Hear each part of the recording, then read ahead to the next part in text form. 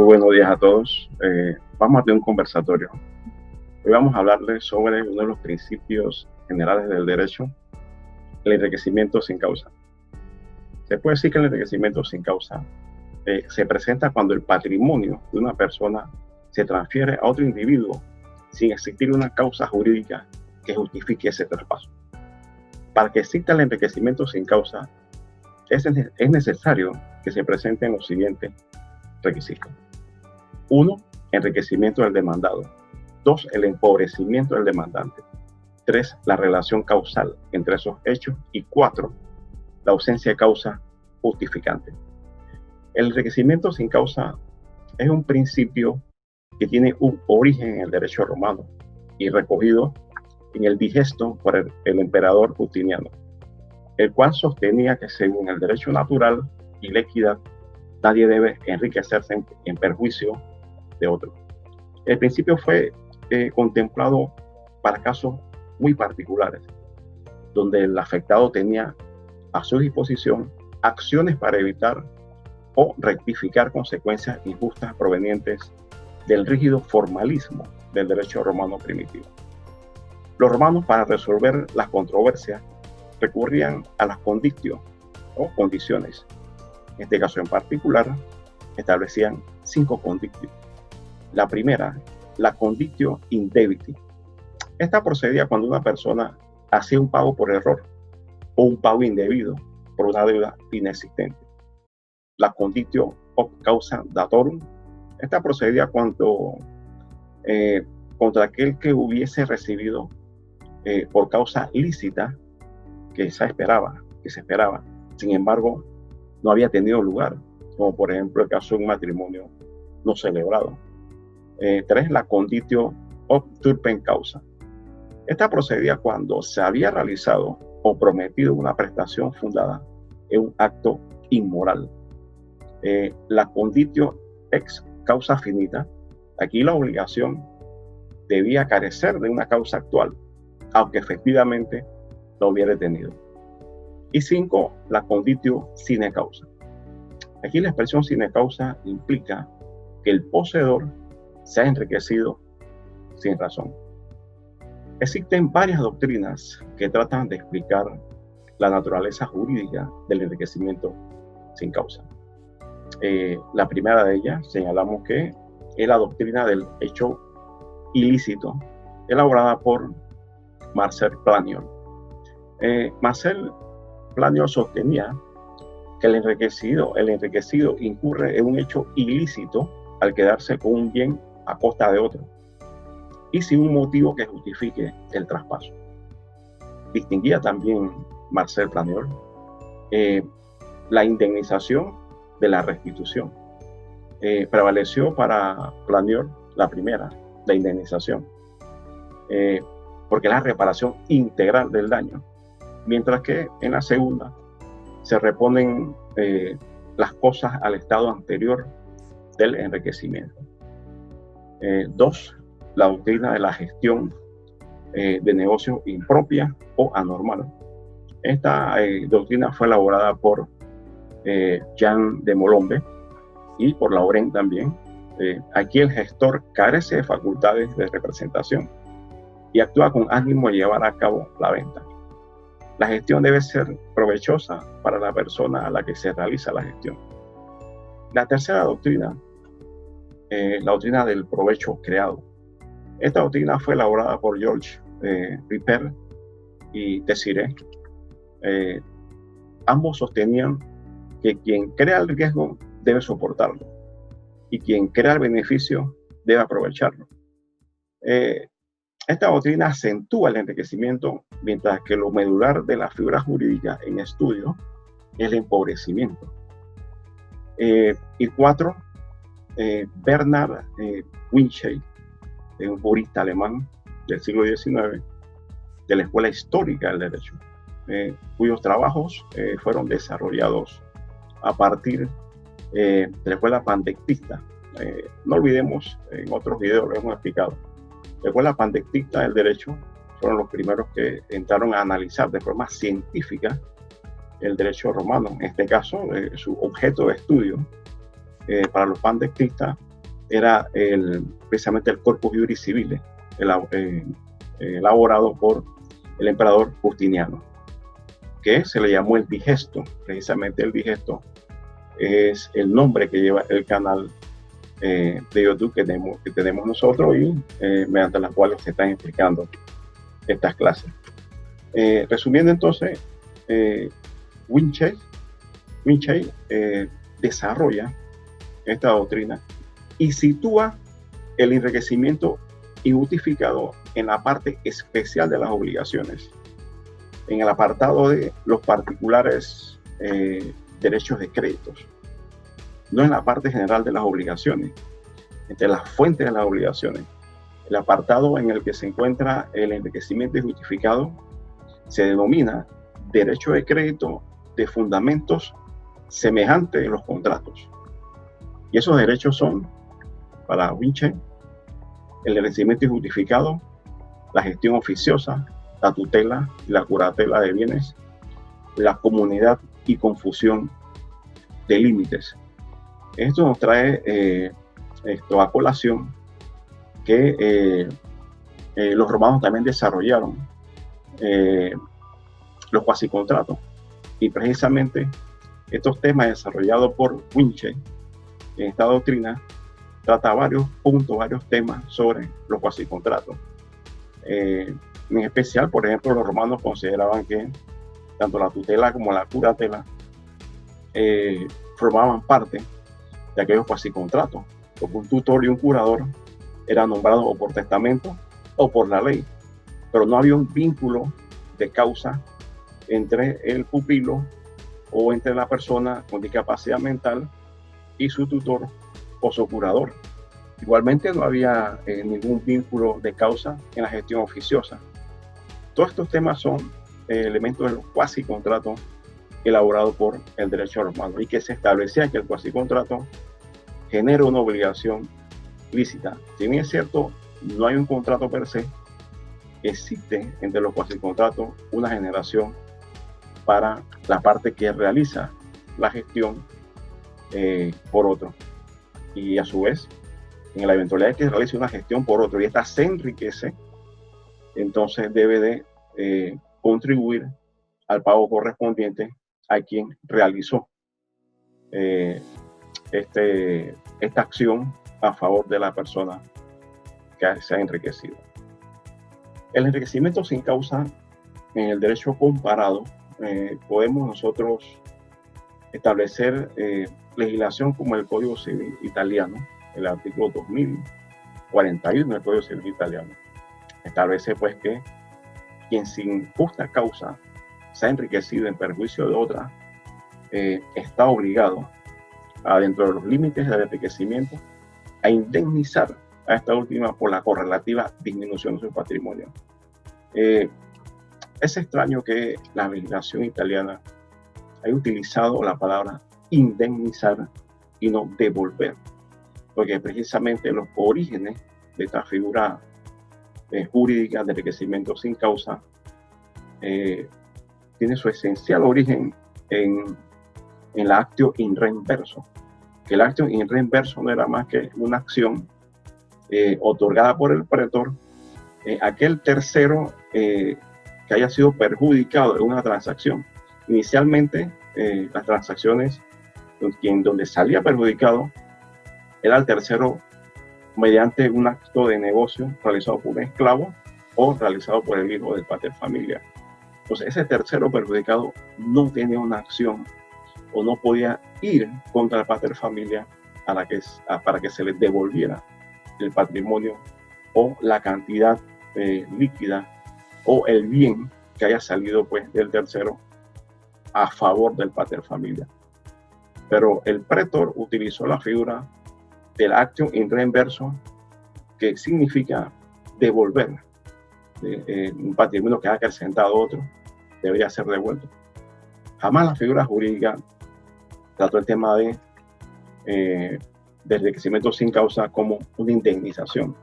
Por aquí, dentro del Código Civil italiano, por vez primera aparece, y uno de los códigos en avanzada, como salió en 1942 del Código Civil italiano, establece pues la figura de la indemnización en el enriquecimiento sin causa. Es interesante porque el Código Civil de Panamá también casi taxativamente recoge este presupuesto del Código Civil italiano, igual lo hace el Código Civil de Perú, establece el tema de la indemnización en la misma figura jurídica en análisis, igual lo hace el Código Civil mexicano cuando utiliza también la palabra indemnización en el enriquecimiento sin causa.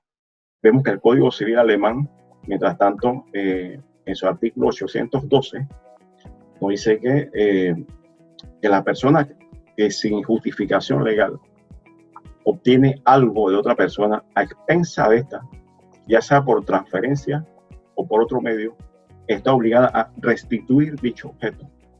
Nos damos cuenta entonces que el Código Civil alemán no utiliza la palabra indemnización, sino utiliza la palabra restituir dicho objeto, porque se está agarrando efectivamente el Código Civil alemán de casi de la transcripción o se está agarrando del análisis jurídico o el desarrollo de la figura jurídica realizada por el derecho romano. Esta obligación, dice el Código Civil alemán, esta obligación subsiste aunque después desaparezca la causa jurídica o si en una prestación no se produce el resultado propuesto con arreglo al contenido del negocio jurídico. Vemos que desde el artículo 800 hasta el 820, del 812 al 820, se establecen todas las condictio, ¿no?, romanas, prácticamente en el Código Civil alemán, todas las que se dan, por ejemplo, el enriquecimiento sin causa, producto de un pago o de un cobro indebido. Por ejemplo, también se recoge la figura jurídica de la gestión de negocio ajena. Es decir, todas las condicios establecidas por el derecho romano, el Código Civil alemán las tiene reguladas desde el artículo 812 al 820. En el caso de Chile, Chile realmente no tiene positivizado en su código la figura de enriquecimiento sin causa, pero sin la jurisprudencia que ha reconocido, ¿no?, la aplicación de este principio general del derecho de enriquecimiento sin causa. En el caso de Perú, su artículo 954 establece que aquel que se enriquece indebidamente a expensa de otro, está obligado a indemnizarlo. Casi el mismo principio establecido por el Código Civil italiano. Y a su vez también manifiesta que el enriquecimiento sin causa tiene una aplicación subsidiaria. ¿Esto qué quiere decir? Que la acción que se genera debe ser aplicada posterior y no de inmediato. Una vez que se da el enriquecimiento sin causa, es una acción subsidiaria. La persona afectada debe interponer otro recurso, no directamente el de enriquecimiento sin causa, porque entonces los tribunales decretarán la nulidad de este recurso, porque es subsidiario. El Código Civil brasileño, nuevo Código Civil de Brasil, esto receptúa expresamente el principio que veda el enriquecimiento sin causa en su artículo 884, que dispone que aquel que sin justa causa se enriqueciera a costa de otro será obligado a restituir lo indebidamente recibido. Aquí vemos también entonces cómo el Código Civil de Brasil también se ajusta a los parámetros y al concepto de desarrollo de la figura de la actio in reverso que desarrolla el Código Civil alemán. Lo establece también el Código Civil de Brasil. En el caso de Argentina, su artículo 1794 caracteriza la figura de la siguiente forma: toda persona que sin una causa lícita se enriquezca a expensa de otro está obligada a la medida de su beneficio a resarcir en detrimento patrimonial del empobrecido.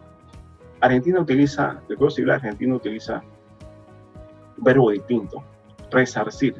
ya no indemnizar, ya no restituir, sino resarcir el detrimento patrimonial del empobrecido. En caso del Código Civil mexicano, su artículo 1882 determina que el que sin causa se enriquece en detrimento de otro está obligado a indemnizarlo. Nos hemos dado cuenta entonces que aquí el Código Civil mexicano, igual que el Código Civil peruano, igual que el Código Civil italiano, siguen entonces la teoría de la indemnización y no de la restitución ni el resarcimiento que establece el Código Civil argentino. Igualmente entonces el artículo, en el caso del Código Civil francés, no se determina realmente la figura jurídica del enriquecimiento sin causa. Ella se aparta pues de las fuentes romanas, del jus comune, ¿no? Y su propio desarrollo realmente fue esto jurisprudencial. Entre otros motivos, posiblemente a su propia profundización doctrinal en la teoría de causa del contrato, alrededor de que se construye de un planteamiento sistemático de las obligaciones contractuales y los cuasicontratos. Entonces, en Francia, esta figura jurídica nace originalmente entonces, o se desarrolla o se inserta a la vida jurídica por medio de la jurisprudencia y establece entonces el parámetro también de la restitución y no de la indemnización. En el caso de España, ¿no? Todo lo que es la doctrina del Tribunal Supremo de España sobre la cuestión trata de enervar el enriquecimiento que no se ha producido en razones de equidad. Uno de los casos evidentes, sin duda, de enriquecimiento sin causa es el que se produce como consecuencia del pago de lo indebido.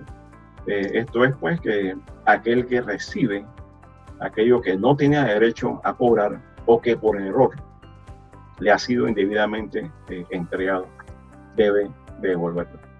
El objetivo de la acción de enriquecimiento sin causa o injusto, como desarrolla el caso de España, es la restitución del valor que resulte de la confrontación entre la ventaja que ha lucrado el enriquecimiento y la mengua que ha experimentado el empobrecido. En el caso de España, no se habla de indemnización, se habla entonces de la restitución de ese patrimonio que ha pasado pues a agrandar o acrecentar al demandado y ha empobrecido pues en este caso al demandante.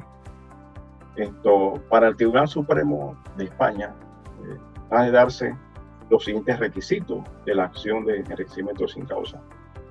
España tampoco lo tiene positivizado en un código civil, sino mediante la jurisprudencia doctrinal del principio general del derecho. En el caso del Tribunal Supremo de España, pues, ha establecido que deben de existir ciertos requisitos para que se dé la figura del enriquecimiento sin causa. Nos dice el Tribunal Supremo de España que, uno, la existencia de un enriquecimiento del demandado. Repito, la existencia de un enriquecimiento del demandado, representado pues por un aumento de su patrimonio o por una no disminución del mismo. El aumento también se entiende como cualquier ventaja, utilidad, provecho de carácter patrimonial, aunque sea tan superficial, como la posesión de una cosa fructífera o tan inmaterial como el derecho de crédito. Incluso puede serlo hasta en beneficio moral, si es estimable en dinero. Dos, un correlativo empobrecimiento del demandante. En cualquiera de aquellas manifestaciones, aunque en actuaciones invertidas, ¿no? Daño emergente o lucro cesante. Tres, una relación de causalidad o conexión perfecta, ¿no? Entre el enriquecimiento y el empobrecido. Cuatro, la falta de causa. O sea, que se justifique aquel enriquecimiento o inexistencia de un precepto legal que excluya la aplicación de este instituto jurídico al caso concreto. El enriquecimiento sin causa o injusto, hay varias sentencias del Tribunal Supremo de España, como la sentencia número 76 del 2014, del 27 de febrero, y también la sentencia del Tribunal Supremo de España número 500 del 2015, del 18 de septiembre. Véase en este sentido, pues, que el Tribunal Supremo de España, el 23 de octubre del 2003, establece también que el principio general del derecho de enriquecimiento injusto o sin causa se produce cuando una parte obtiene una ventaja patrimonial con el correlativo empobrecimiento de la otra, sin que exista una causa que justifique tal desplazamiento patrimonial. En el caso de Panamá, este principio general del derecho, el de enriquecimiento sin causa, en el año de 1935, en ese tiempo aún Panamá no había positivizado en su Código Civil dicho principio, pero la Sala Civil de la Corte Suprema de Justicia lo aplicó en una sentencia, reconociéndola como una acción in re inverso, una conditio in debito, ¿no? Como una regla general de la equidad, que nadie puede enriquecerse sin derecho en perjuicio de otro. Por ser un principio general del derecho, nuestro Código Civil establece, en ese momento también lo establecía, en su artículo 13, la aplicabilidad de las reglas generales del derecho, cuando no hay exactamente una ley aplicable. Fue mediante la ley 18 de 1992, se incorpora a nuestro Código Civil este principio general del derecho. En nuestros artículos del Código Civil, el 1643A, cuando dice que quien se ha enriquecido sin causa, a costa o con perjuicio de otro, está obligado, dentro de los límites del enriquecimiento, a indemnizar a este de su correlativa disminución patrimonial. Panamá sigue entonces la ruta del Código Civil italiano, el Código Civil peruano, Código Civil mexicano, por referencia a la palabra indemnización y no restitución. Es importante establecer esto porque esto se dice muchas veces cuando se ha enriquecido con el patrimonio de otro, posiblemente la otra persona afectada, el demandante, es lo más probable que si es recurso monetario, ella genera intereses. Entonces, por eso es que se ve el tema de la indemnización, porque es un poco más abarcador que de la restitución. Pero la figura jurídica, su origen, no nace como una acción de indemnización, sino una acción personal de devolución, de restitución de la cosa que ha sido objeto de enriquecimiento para la otra parte. El artículo del Código Civil panameño, el artículo 1643b, establece que la acción de enriquecimiento sin causa no puede ejercitarse cuando el perjudicado tiene otra acción para hacerse indemnizar por el perjuicio sufrido. Es decir, es una acción subsidiaria. El demandante no puede utilizarla a primera mano, debe establecer cualquier otro mecanismo o cualquier otra acción para hacerse devolver la parte que se ha enriquecido el demandado. De momento se utiliza esta acción de enriquecimiento sin causa, evidentemente no tendrá los beneficios que le corresponden, porque se va a dar un fallo en su contra, porque no utilizó, no agotó los mecanismos jurídicos adecuados para demandar el enriquecimiento. Aparte de ello, el artículo 1643c establece efectivamente que la acción de enriquecimiento sin causa prescribe a los 5 años de producidos los hechos. Nuestro Código Civil también regula las figuras jurídicas de los cuasicontratos como fuente a las obligaciones sin convenio. Aunque juristas como Jean Carbonnier, Valencia Sea, Lois y José eran consideran que debería eliminarse debido a que es un resabio sin utilidad del derecho romano.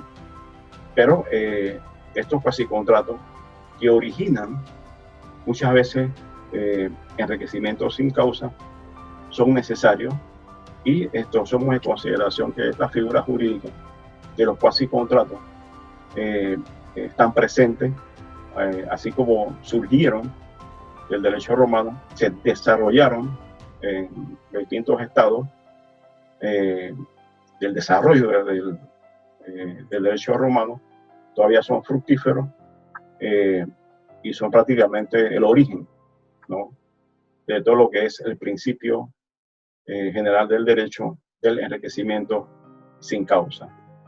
Vamos a dejarlo aquí por hoy.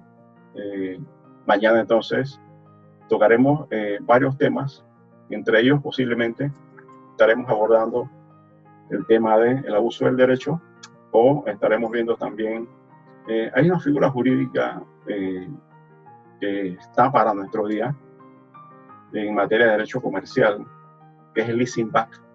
Precisamente, pues esta figura nace en tiempos de crisis, en los años 1800, y que es necesario pues que las empresas tengan una solvencia económica en este periodo de crisis del COVID, y que esta figura, el leasing back, es especial, no es un lease per se, sino que tiene otro soporte jurídico que va a ser explicado en una próxima sesión, pero quiero que estén pendientes pues al desarrollo de esta figura jurídica.